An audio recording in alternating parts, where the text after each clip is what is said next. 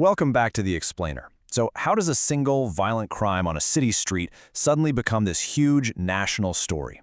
That's what we're digging into today, how a brutal attack in Seattle sent ripples across the country, sparking debates on justice, politics, and the media. And to really get a grip on this, you have to start with the human cost. This one quote from the victim's son. I mean, it just says it all, doesn't it? It cuts right to the heart of what was taken, in one moment of random, shocking violence. All right, so let's set the scene. We're in downtown Seattle, December 5th, right outside the King County Courthouse, in broad daylight. What happened next was all caught on surveillance video. The victim's name is Jeanette Marken. She's 75 years old, an immigrant, out working a food delivery job to support her family. And she's just waiting to cross the street.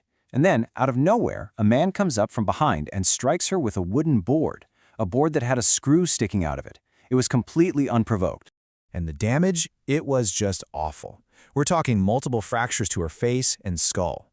But the worst part? She was left permanently blind in her right eye. Her son described this incredibly long, painful road of surgeries and recovery ahead of her. Okay, so who did this? Well, when the police show up, it turns out this isn't some unknown attacker. Far from it. You can actually hear it on the body cam footage. The officers on the scene, they know him right away. It's 42-year-old Faloe Vaigalapapia. One officer calls him Notorious for random assaults. Another one just says, he's a regular. He usually punches. I guess today he decided to escalate from his usual. And you know, when that officer called him a regular, that was putting it mildly. Get this, 8. That's how many times this same man had been booked into the county jail in that year alone, before this attack even happened. It's a classic revolving door situation. And when you look at his record, it's not just a long list. It's a story of escalation. I mean, look at this. It starts back in 2012 with a felony assault for a stabbing. Then, a misdemeanor assault here, 4 more there. And then in 2025, it's just booking after booking. This history of escalating violence, this is exactly what fueled so much of the public outrage. So naturally, seeing that record, the victim's family, the public, they all started asking the same very logical question. How? How was a man known for random assaults still on the streets? And this is where things get really interesting and, frankly, complicated. You have to look at how the justice system responded before this attack versus after. Before all those arrests in 2025, they were handled by the Seattle City Attorney's Office as misdemeanors. He was repeatedly released. But after the attack on Ms. Marken, everything changed. The King County Prosecuting Attorney's Office took over. They charged him with first-degree assault, a major felony, and bail was set at $1 million. It's like 2 different systems were dealing with the same person. And you can imagine how people felt seeing that. This comment from a Seattle Reddit forum really sums it up. It's almost as if the local justice system is failing to protect its citizens. There was this real sense that the system had dropped the ball, again and again. And that local frustration, it didn't stay local for long.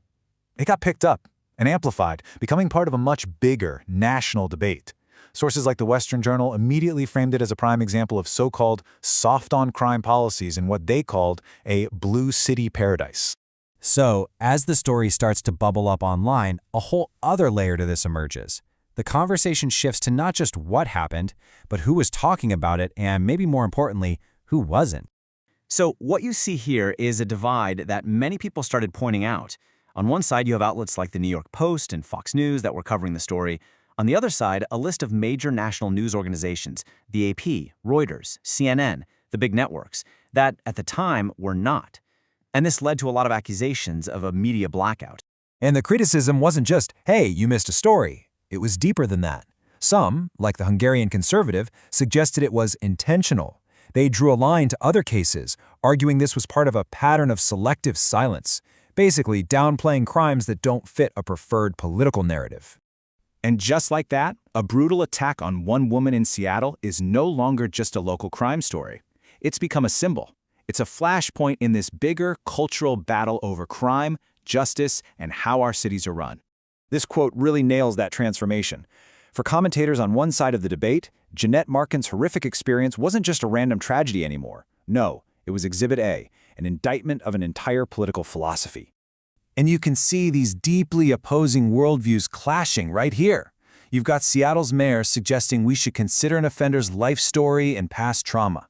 Then you have a political figure like Stephen Miller firing back on social media saying, "This is how a society dies." Meanwhile, everyday people on Reddit are debating victim culture and personal accountability.